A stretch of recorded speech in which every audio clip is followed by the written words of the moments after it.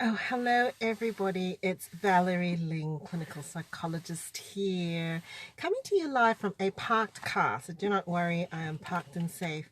I've actually just finished exercise class and I was mulling over some stuff in my head and I thought, I'm actually going to come on and do a live stream in terms of some of the negative headspace that even I myself can get into when it comes to burnout and probably being perfectionistic and having unrealistic expectations about my health. Do you do that at all?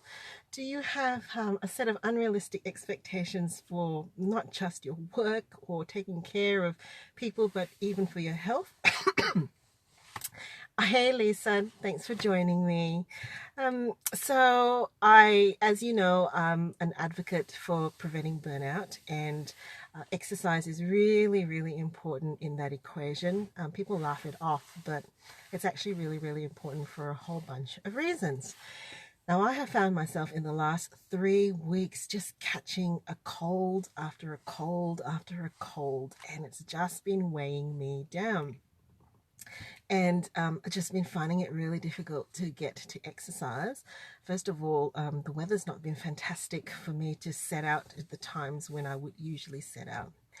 And as I was signed up for an exercise class today, great, loved it, wasn't going to go, and found myself actually really beating myself up about it, thinking, oh my goodness, you're a burnout advocate, you're so run down, how resilient is that, what are people going to think?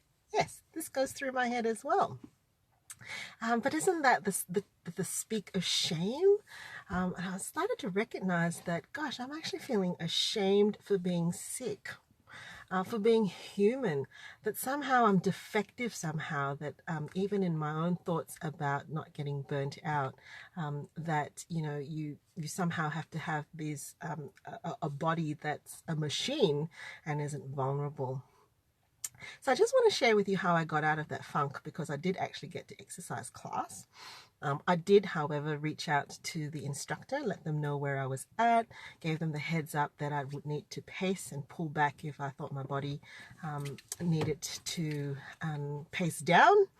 And the instructor did check in with me. I'm very grateful for that. Okay, so take a nap.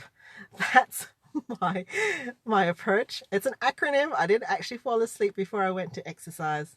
It's my nap. Number one, normalize it, right? We've got to just normalize it. These things happen. Germs are around all the time.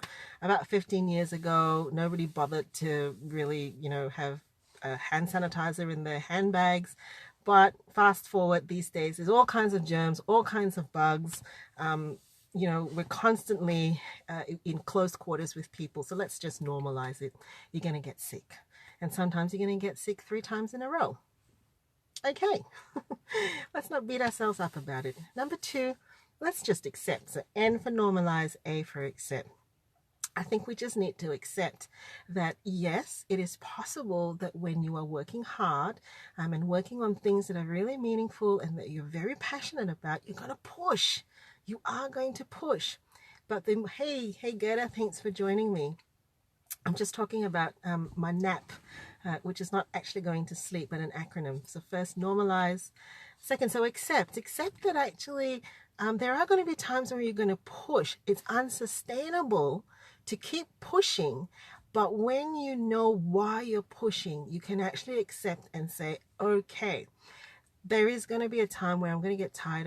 I am going to get exhausted, particularly when there are all various components of your world, sort of pushing onto one another, family, work, all kinds of things. So accept. Don't beat yourself up on it. But the important thing is the P. What comes after that? After you normalize and after you accept, you've got to problem solve, right? That's the thing that features in a resilient mindset, is we're just going to have to problem solve.